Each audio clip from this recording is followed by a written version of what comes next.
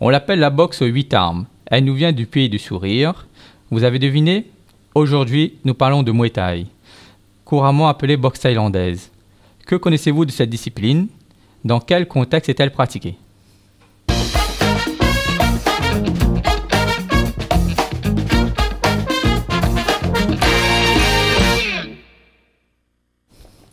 Bienvenue dans les causeries du sport pour cette série consacrée aux arts martiaux.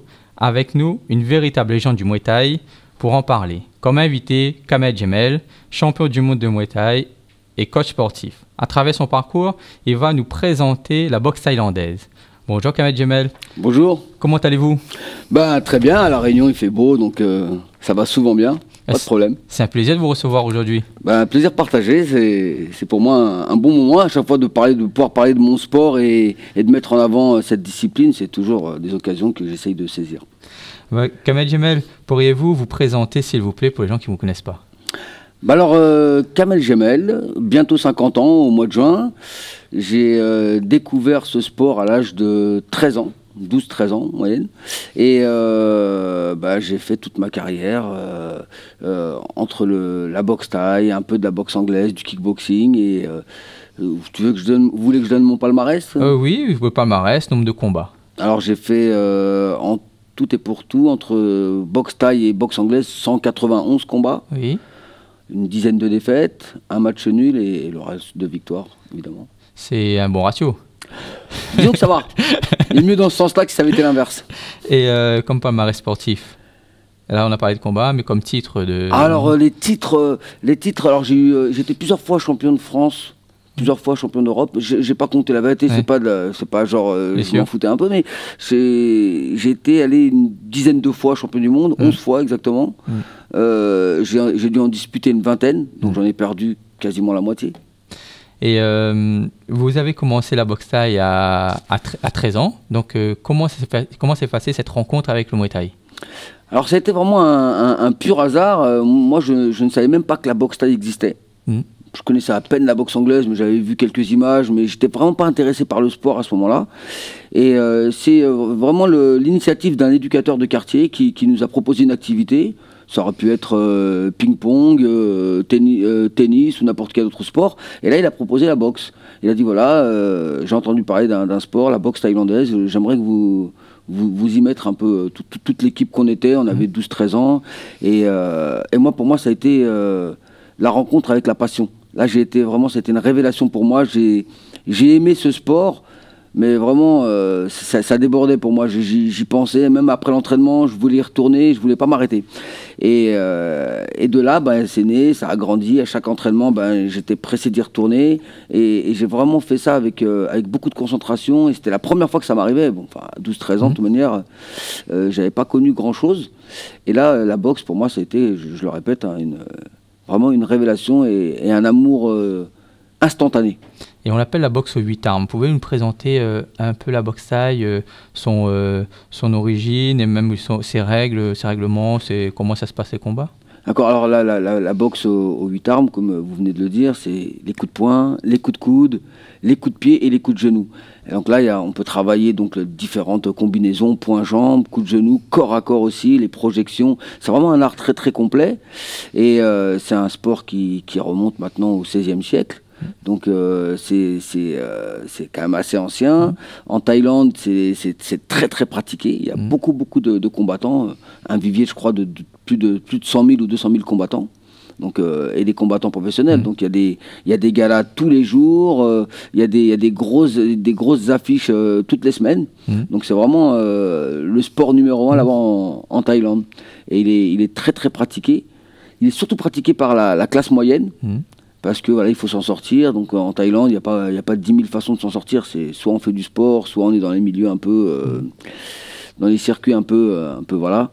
Donc, mais en tout cas, la pratique de la boxe thaïlandaise quand on est là-bas, c'est vraiment le meilleur moyen d'apprendre l'art vraiment dans toute sa splendeur. Je crois que vous êtes parti assez tôt en Thaïlande pour pratiquer la boxe thaï. Vous avez quel âge? Je suis parti parti, j'avais 13 ans. Oui. 13-14 ans, je crois. Et je suis resté pendant 1 mois et demi. Et là, j'ai vraiment vécu le truc comme les Thaïlandais, quoi. Genre, j'étais dans le camp, je dormais avec eux, je mangeais avec eux, je vivais boxe thaï 24 heures sur 24. Donc là, ça a été une immersion complète. Et là, bah, ça m'a donné encore plus envie de découvrir cet art et d'en faire carrière, quoi. Parce que la première fois que je suis rentré dedans, c'était un test pour moi. Quand on m'a proposé ce sport, c'était un test, je pensais que ça allait durer une semaine et que j'allais arrêter. Comme tout ce qu'on nous proposait un peu avant, on nous proposait des sorties, on nous proposait de faire ci, faire ça. Donc soit on accrochait ou on n'accrochait pas. Et là, la boxe, c'était la première fois que je suis rentré dans cette salle, j'ai accroché tout de suite. Mais la première fois que je suis parti en Thaïlande, là, j'ai voulu en faire vraiment un métier et progresser, devenir un des meilleurs dans cette discipline. Et vous êtes parti tôt en Thaïlande. Rapidement, vous avez vu la grande différence entre l'entraînement en France, qui était quand même encore loisir, je pense, à cette époque-là, et directement dans un camp en Thaïlande. Comment s'est fait cette transition? Comment vous avez perçu, comment vous avez vécu à cette époque-là, à votre jeune âge? Bah, déjà, c'était différent parce qu'en métropole, bah, en France, on s'entraîne 2 heures le soir. Souvent, c'est de 18h à 20h. C'est codifié, hein, le lundi, le mercredi, le vendredi, et puis on rentre chez nous, on oublie la boxe. Donc c'est vraiment, la boxe, ça prend une toute petite place dans notre planning et dans notre esprit quand on le pratique en métropole. Mais quand on est en Thaïlande, on sent que c'est plus la même chose, parce que l'entraînement, il commence à 6h du matin. Ça commence par un footing collectif, on est tous ensemble. Après de là, bah, on a la partie technique où on doit travailler. Donc de 6h du matin jusqu'à 9-10h, on est dans l'entraînement. On a une petite coupure pour aller manger, et puis après pour faire un peu de sieste, et on rattaque jusqu'à 18h. Donc voilà, c'est pas la même pratique, parce que c'est vraiment complet, quoi. On est là du matin au soir, et ça, du lundi jusqu'au samedi. Il y a le seul jour où on était de repos, c'était le dimanche. Donc là, bien sûr que quand on y passe autant de temps, c'est plus la même pratique, c'est plus la même approche dans ce sport, quoi. Et votre premier combat était à quel âge? Alors mon premier combat, c'était en métropole. J'avais, tout de suite, hein, moi quand j'ai commencé la boxe, 6-8 mois après, on m'a lancé sur le combat. Ça a été pour moi un combat, un des combats les plus importants, parce que c'est ce qui a déterminé si j'allais rester ou pas dans ce sport. Et là, j'avais rencontré, je me rappelle de mémoire, un adversaire qui était plus grand, plus lourd. Il faisait, je crois, 2 têtes et demie plus que moi. Ouais. Bon, c'est pas dur parce que j'étais pas très grand. Et il faisait 5-6 kilos, parce que comme moi, je faisais 30 kilos à l'âge de 12-13 ans. Donc c'était difficile d'avoir des adversaires de mon poids, donc je prenais ceux qu'il y avait, quoi. Souvent, ils faisaient 40 kilos, donc 8-10 kilos de plus que moi. Donc voilà, tout ça avec beaucoup de passion, parce que j'ai pas eu l'appréhension. C'est pas comme si j'allais au combat. Pour moi, j'allais jouer. Donc j'avais pas peur, j'avais pas cette notion de peur, j'avais pas tout ça. C'est arrivé après, par contre. Et le premier combat en Thaïlande? Premier combat en Thaïlande, pareil, peut-être 2 ans après. Oui. Donc là, je vais en Thaïlande, c'était plus la même pratique, j'étais beaucoup plus entraîné, j'avais vraiment acquis un peu toutes les bonnes bases de ce sport. Et là, j'avais affronté, après avoir passé 1 mois et demi dans les camps, j'avais affronté un combattant qui était déjà un peu, qui avait une expérience plus grande que la mienne. Et là, j'avais gagné par KO. Donc mon premier combat en Thaïlande, je le gagne par KO. Et après, voilà, c'est resté. J'ai beaucoup combattu, parce qu'à l'époque, on faisait beaucoup d'interclubs. C'était pas les gros galas comme aujourd'hui, c'était beaucoup d'interclubs où les différents clubs emmenaient leurs combattants. Souvent, ça se passait dans le club de celui qui recevait. Et donc là, j'ai fait beaucoup de combats comme ça au début. Puis après, on est rentré dans une pratique un peu plus professionnelle, et où les combats se sont espacés, parce que c'était les plus gros combats, quoi. Parce que c'est vrai qu'à cette époque-là, je pense, aujourd'hui peut-être c'est encore pareil, mais c'est vrai que même les adolescents, ils combattent en Thaïlande sans protection et à plein contact. Voilà, à l'époque, il n'y avait pas toutes ces conditions de sécurité qu'on prend aujourd'hui pour les enfants, qui est très très bien, parce qu'aujourd'hui, maintenant, ils boxent avec des plastrons, des protèges tibias, des casques, des gants un peu plus gros, parce qu'il y a de nouveau la taille des gants aussi. Donc on fait tout pour vraiment que ça reste vraiment un plaisir, et qu'il n'y ait pas de blessures à la suite des combats, quoi. Donc aujourd'hui, on prend beaucoup de sécurité pour les enfants, et ce qui est très bien, hein. Par contre, quand vous allez en Thaïlande, là, vous avez les enfants qui ont 7-8 ans, ils boxent sans protège tibia, sans rien, avec des petits gants, sans casque, pour la plupart du temps. Donc on voit que c'est pas la même approche, quoi. Ah, ils combattent depuis jeune aussi, je crois. Hein, et puis ils combattent depuis très jeune. Donc c'est-à-dire, si vous prenez un combattant thaïlandais à la même âge qu'un combattant européen, eh ben, le Thaïlandais, il a 10 fois plus de combats déjà. Donc quand un Français il a 10 combats, le Thaïlandais il en a déjà pratiquement une centaine. Parce que les combats sont toutes les semaines et des fois même 2 fois par semaine. Donc c'est pas le même rythme de compétition. Et vous savez à quel moment vous avez décidé de devenir professionnel? Bah, ça s'est fait, en fait, j'ai même pas réfléchi à ça, ça s'est fait dans la continuité. Quand j'ai commencé à combattre, à enchaîner les victoires, parce que j'ai gagné jusqu'à mon presque 50e combat. Ma première défaite, elle arrivait à ce moment-là. Et en fait, ça se fait naturellement. Quand on commence à monter en puissance, on monte en victoire, et ben forcément, on devient champion de France. Après, l'étape suivante, c'est d'être champion d'Europe. Donc moi, j'ai même pas réfléchi à ça, en fait. Mais j'ai su tout de suite, quand je suis rentré dans ce sport, que je voulais devenir le meilleur et que je voulais vraiment le faire de façon très sérieuse. On va voir cette photo. Est-ce que vous pouvez me la présenter, s'il vous plaît? Ça, c'est une photo qui représente un peu les principaux titres que j'ai obtenus dans ma carrière. La ceinture qui est au-dessus, rouge, c'est mon premier titre mondial. Oui. Donc c'est le titre WPKL. Et c'est un titre que j'avais remporté en Hollande contre un adversaire qui s'appelait Moustapha Ziani, qui était lui champion d'Europe. Puisque la première année, vous êtes devenu champion du monde, c'était à peu près. Vous avez à peu près quel âge c'est arrivé je crois que c'était en 99-2000. D'accord. 99-2000. Et ça a été mon premier titre que j'ai défendu plusieurs fois. Et après, il y a eu celle d'en dessous, c'est le titre WACO. Donc ça, c'est différentes fédérations. Hein. Donc après, il y a des classements dans différentes fédérations. Il faut être classé dans la WACO, par exemple. Il faut être classé dans les premiers pour pouvoir faire un titre. Et pareil pour la WPKL et puis pour toutes les autres fédérations. Je pourrais citer la WBC et puis d'autres encore. Et si on revient parmi justement les fédérations, comment se passe le parcours d'un boxeur qui rentre dans la compétition avec les différentes classes pour arriver jusqu'à professionnel? Alors là, c'est un système de points. Donc vous avez par exemple un classement de 10 ou 15 combattants et il faut étape par étape arriver jusqu'au champion. Donc ça demande, des fois c'est 4-5 combats, des fois ça peut être tout de suite un titre qui peut être proposé directement entre le champion et un des boxeurs classés dans les 10 premiers. Donc voilà, il faut enchaîner les victoires, marquer des points pour pouvoir atteindre le sommet, le champion qui est au-dessus. Et on vous appelait Monsieur Dynamite. Ouais, Mister Dynamite. Mister Dynamite. Ça, c'est pas moi. Hein. Ouais. C'est un journaliste à l'époque qui s'était un peu enflammé. Pour quelle raison? Parce que j'avais une faculté à enchaîner les KO, donc je mettais beaucoup de KO.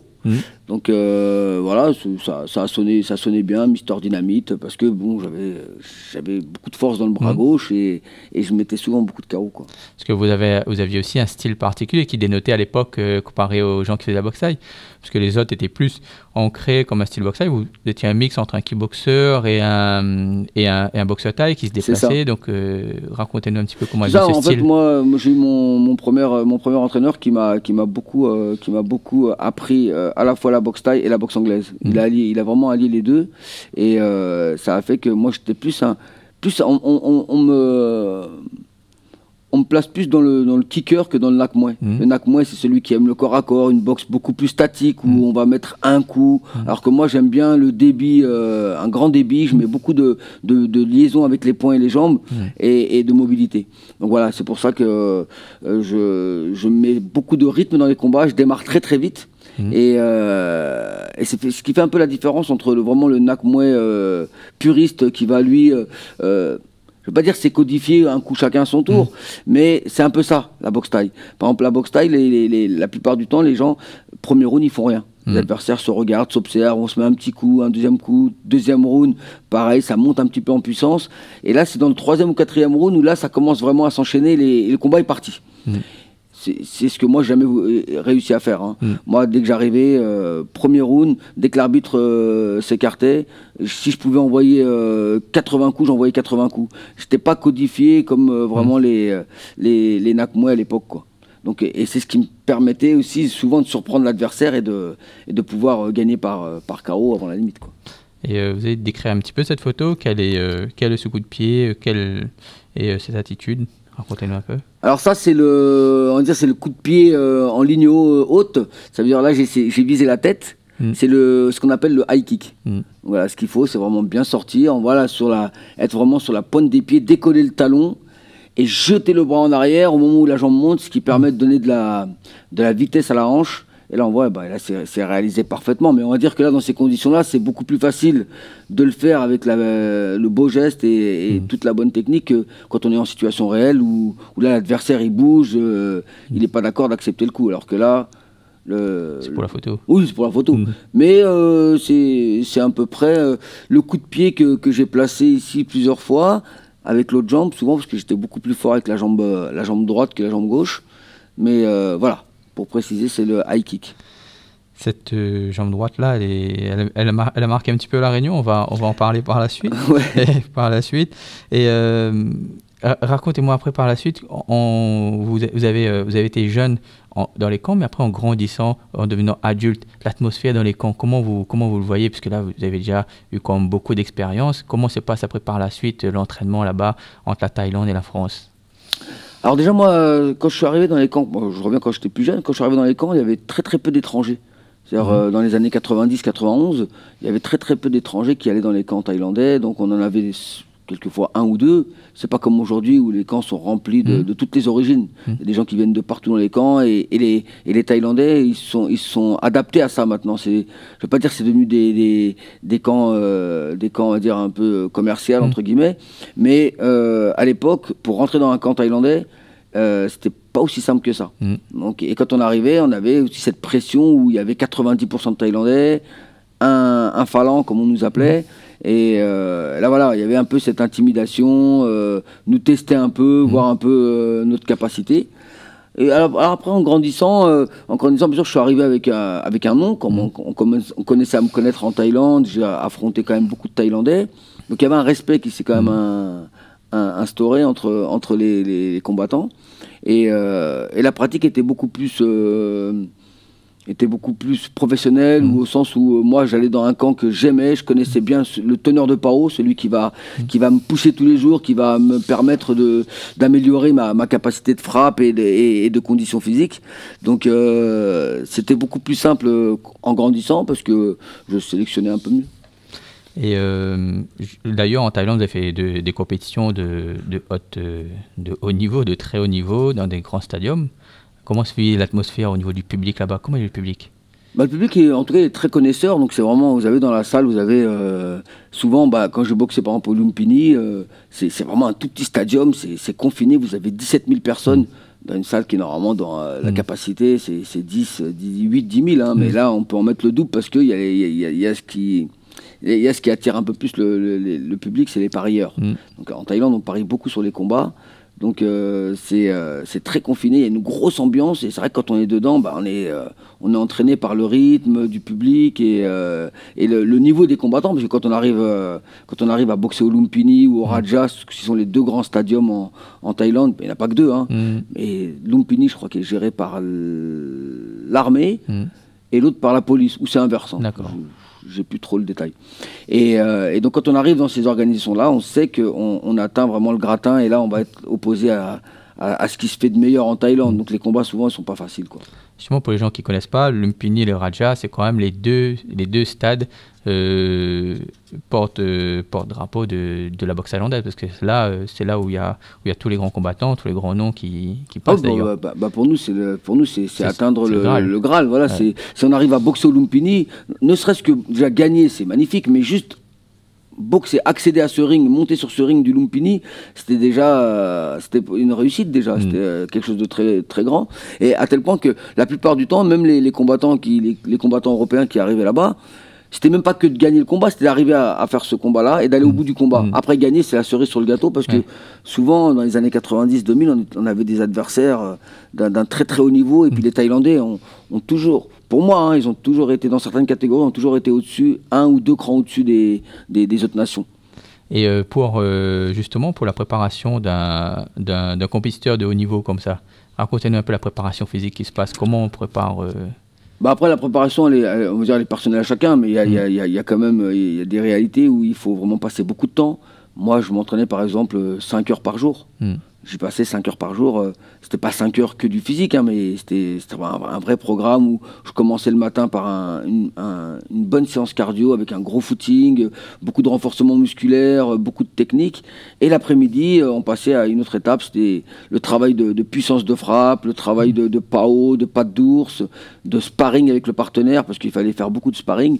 Et voilà, cette pratique-là, elle est du lundi au samedi. On s'entraîne matin et soir. Le seul jour de repos, c'est le dimanche. Et ça, normalement, c'est un programme qu'on doit reproduire sur 5-6 semaines pour arriver prêt pour un combat. Donc pour vous, c'était vraiment... il y avait plusieurs parties comme ça sur la journée. Et on peut voir cardio. Et cette partie de sparring, elle a été travaillée comment? Elle a été travaillée pour un boxeur au niveau classe internationale. Elle a été travaillée en puissance, elle a été travaillée léger, elle a été travaillée technique. Comment on travaillait et à quelle époque, à quelle fréquence on travaillait les sparring? Alors le sparring, lui, c'est pour reproduire le combat. Donc quelque part, on doit mettre de l'intensité pour reproduire cette ambiance du combat ou ce coup qui arrive très vite, qu'on doit pouvoir bloquer ou contrer ou esquiver. Et donc, il faut mettre beaucoup d'intensité, mais aussi le sparring spécifique, où par exemple, si j'ai un exemple, je vais rencontrer un adversaire qui est très fort avec les jambes, ben, je vais demander à mes partenaires de sortir beaucoup leurs jambes pour essayer de se rapprocher un peu de ce que je vais affronter. Ou quelquefois, ça peut être un combattant qui a beaucoup les coups de poing. Et ben là, je vais demander à mes sparring de s'adapter, de m'envoyer beaucoup de coups de poing, ou si je dois affronter un gaucher, un droitier. Donc, on adapte vraiment en fonction de l'adversaire qu'on a, du profil de l'adversaire. Donc, le sparring, il peut être puissant, il peut être très long, mais plus en technique. Il y a différentes façons de le décliner, en fait. Pouvez-vous, je vous montre des petites photos, pouvez-vous nous les commenter, s'il vous plaît? Ouais. Alors la première photo, la photo de gauche, là, ça c'est mon premier combat. Donc c'était au Lenki Stadium et à Pattaya, la ville de Pattaya qui est à une centaine de kilomètres de Bangkok. Et donc voilà, ça c'était c'est un grand souvenir, ça me remet plus de 35 ans en arrière, quoi. Et puis j'avais dans mon coin un ami qui m'a toujours accompagné, qui a été avec moi cette première fois, qui s'appelait Morad Guiat, et qui est debout avec la casquette là. Et voilà, c'est un beau souvenir, ça. Puis l'autre photo, c'est une photo qui représente un peu l'écart entre la première et la deuxième. Entre les deux, il y a eu beaucoup d'années de passé entre cette première photo et la deuxième. Ça en est passé du temps et des heures de souffrance, des heures de travail. C'est pas venu comme ça, quoi. C'est pas, on ne devient pas champion comme ça en claquant des doigts. Même si quelquefois je le vois que certains accèdent à des titres aujourd'hui, j'ai pas trop envie de parler de ça, mais il n'y a pas le mérite et tout le parcours qui doit être fait pour atteindre ce sommet-là, quoi. D'ailleurs, en parlant de champion, je crois que ce qui est la première fois, en tout cas la première fois le public réuni vous a connu, c'est justement avec un champion local qui n'est plus de ce monde aujourd'hui, c'est Johnny Catherine. Cette rencontre, comment s'est passée cette rencontre? Oui, avec le regretté Johnny Catherine, c'était pour moi un tournant dans ma vie et dans ma carrière, mais même dans ma vie, parce que honnêtement, moi, quand on m'a proposé ce combat, je sortais d'un combat que je venais de perdre, de façon assez particulière, chose qui arrive très rarement dans la boxe. En fait, je boxe à Bercy, je prends un adversaire qui était champion d'Europe, je le mets KO en 45 secondes, 50 secondes. C'était un peu le combat vedette que tout le monde attendait. Et il s'est passé un incident dans ce combat, c'est que je l'ai mis 3 fois à terre trop rapidement. Il y a eu l'arrêt du combat qui a été un peu trop rapide pour certains. Donc ils ont demandé à l'adversaire de redémarrer, à l'arbitre de redémarrer le combat, pardon. Et là, catastrophe, je me prends un KO. Donc je gagne. Quand on regarde ce combat, je gagne la première minute. Et dans le deuxième round, quand on redémarre le combat, parce qu'il s'en est suivi d'une discussion, est-ce qu'on reprend pas, donc les choses qui arrivent rarement dans la boxe. Hein. Et donc je reprends le combat et je prends un KO. Donc de là, bien sûr, ça a créé une petite tension avec les gens avec qui je travaillais à cette époque-là. Et je suis sorti de ce contrat que j'avais avec ce promoteur. C'est ce qui m'a permis de venir boxer à l'île de la Réunion et d'affronter Johnny Catherine. Parce que quand on m'a proposé de boxer Johnny Catherine, moi, je ne le connaissais pas énormément, mais je savais que c'était un très très bon combattant, qui avait une très très grosse puissance de frappe au niveau des points. Et en métropole, il était très très connu, Johnny Catherine. surtout dans un autre domaine, c'était la boxe française, donc la savate. Mais il dominait bien sa catégorie. C'était un adversaire qu'on n'affrontait pas comme ça à la légère. Donc quand on me propose de venir boxer Johnny Catherine à l'île de la Réunion, bon, je l'accepte, mais je sais quelque part que c'est pas un combat facile. Alors que je viens de prendre un KO à Bercy, si je reprends un deuxième KO contre Johnny Catherine, ce qui était fort probable, hein, parce que honnêtement, jusqu'à maintenant, je peux le redire, hein, c'est un des combattants qui frappait le plus fort de tous ceux que j'ai affrontés en anglaise, hein, bien sûr, avec les points. Donc je savais que si je prenais Johnny Catherine et que je perdais, pour moi, 2 KO de suite, c'est synonyme de fin en fait. J'avais presque une trentaine d'années, mais j'aurais pas supporté de subir 2 gros KO de suite et de continuer derrière. Moi, je pense que j'aurais arrêté.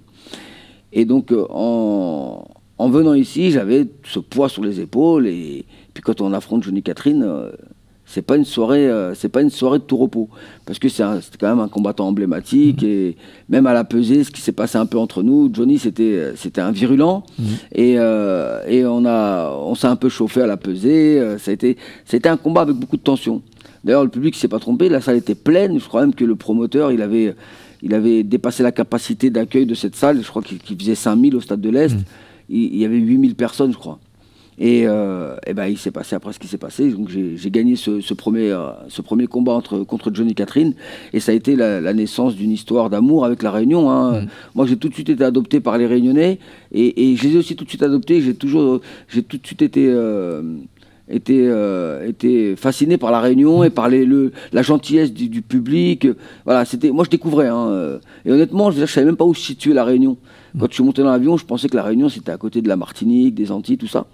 Et non, on m'a dit non, la Réunion c'est dans l'autre sens, c'est en bas. Ouais. Donc là, ça m'a appris un peu la géographie, c'était bien. Et puis après, je suis revenu plein de fois. Donc il y a eu la revanche avec Johnny Catherine, bien sûr, où là j'ai regagné, mais là c'était un combat beaucoup plus serré, où là j'ai gagné au point. Johnny s'était bien préparé, il était venu avec d'autres intentions. Je pense que la première fois, il m'a un petit peu sous-estimé, où il pensait que j'allais tomber comme tous les autres. Parce que Johnny, il avait la faculté du puncher. C'était vraiment un puncher pur, qui pouvait vous mettre KO avec n'importe quel de ses points, quoi. Le point gauche, le point droit, que ce soit au début du combat ou à la fin du combat, il avait ce punch qui ne s'effritait pas. Donc, alors que des fois, il y a des combattants qui ont de la puissance, qui vont être forts au premier round, là ils peuvent gagner par KO, mais au bout du 4e, 5e round, avec la fatigue, ils peuvent plus mettre en avant cette puissance. Johnny Catherine n'avait pas ce problème, lui c'était un don du ciel, le punch. Hein. D'ailleurs, ils sont très peu les combattants qui possèdent cette qualité. Et le combat revanche, Johnny est revenu avec plus de bonnes intentions, de valeurs, donc il s'est bien entraîné, il y avait des valeurs de respect, on commençait vraiment à être très proches l'un pour l'autre, et malgré qu'on s'est tapé dessus, à la fin on était presque devenus potes, parce qu'on a passé un peu de temps ensemble, on a discuté, avant qu'il lui arrive malheureusement ce qui lui est arrivé, mais Johnny, ça reste quand même un énorme combattant. Je pense, pour moi, hein, personnellement, c'est le plus grand combattant que la Réunion ait eu. Et toute génération confondue. Hein. Ce qu'a porté Johnny Catherine sur le ring, j'ai pas vu beaucoup d'autres combattants la porter. En fait. Je crois que, si mes souvenirs sont bons, sa première participation au championnat de France, il a mis presque tout le monde KO au championnat de France d'affilée. Il ne s'y attendait pas. Et KO, pareil, sur l'anglaise, il mettait KO. Voilà. Ouais, c'est ça, ben on peut les citer, hein, tous les champions qu'il a mis KO, des champions connus, et des mecs avec des grosses expériences. Comme, je peux citer un énorme champion comme Kamel Chouaref, donc il en a mis KO encore plein d'autres. Donc c'était vraiment un combattant contre qui on n'allait pas tranquillement, quoi. Et du coup, maintenant, ce souvenir avec la Réunion, on va repartir sur une petite photo. Vous allez nous la décrire, s'il vous plaît ? Alors ça, c'est une photo qui date aussi, qui remonte, je pense, aux années 92-93. Et c'était un de mes combats en pied-point. Bon ben, là, c'était contre un adversaire un peu plus grand que moi. Mais c'était pas un combat pour un titre. Hein. Ça, c'était vraiment un combat de préparation. Donc ça reste un grand moment. C'était à Levallois. Je me rappelle de tous les endroits et tous les adversaires quasiment. Et là, c'était les premières années où il fallait confirmer, il fallait à chaque fois marquer les esprits. Et en boxe taille, il fallait à chaque fois gagner un combat pour revenir, pour être rappelé. C'est ce qui nous permettait de rester dans le circuit, c'était qu'il fallait enchaîner les victoires. Quand on perdait, hop, on était mis de côté, et puis c'était à la place d'un autre, quoi. Et ce jeune Kamel Djamel là, qui était là à cette époque, comment il verrait aujourd'hui le Kamel Jamel aujourd'hui qui a presque 50 ans et qui continue à s'entraîner et à donner des entraînements aux autres? Ben, je pense qu'il est content, de voir ce qu'il est devenu parce que déjà il est resté près de sa passion. Je suis resté vraiment au contact de mon sport. Et moi, quand je fais le coaching, comme je le disais un peu tout à l'heure, on discutait, je le fais vraiment avec beaucoup de cœur. Quand je rentre dans un coaching, pour moi, c'est... Je ne vais pas dire que je suis en transe, mais c'est limite. J'ai besoin d'être en connexion avec l'adhérent et de lui donner le maximum de ce que je peux lui donner. Et pour moi, il est important que ce que je lui transmets, ce soit vraiment les bonnes techniques, qu'elles soient réalisées avec la meilleure des positions. Et tant que ce n'est pas fait, ben pour moi, ça restera un problème. Donc voilà, je suis vraiment très impliqué. Et entre le combattant qui a démarré dans les années 88-89 et celui qui aujourd'hui donne des cours, eh ben, il y a beaucoup d'années qui sont passées, il y a quelques kilos, pas trop, hein, ça va, je fais attention.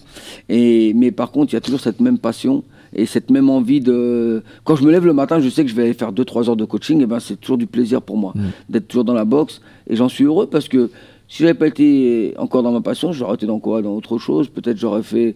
Bon, je pense pas que j'aurais été dans une vie toujours aussi saine, quoi. Eh bien, écoutez, on va parler de transmission par la suite, dans une deuxième interview. C'était avec nous avons parlé avec Kamel Jamel, ce champion du monde de Muay Thai qui était avec nous aujourd'hui. Donc cette première vidéo est terminée, on va continuer avec lui, c'est une deuxième vidéo où on parlera de sa transmission et de ce qu'il souhaite partager, faire découvrir aux autres.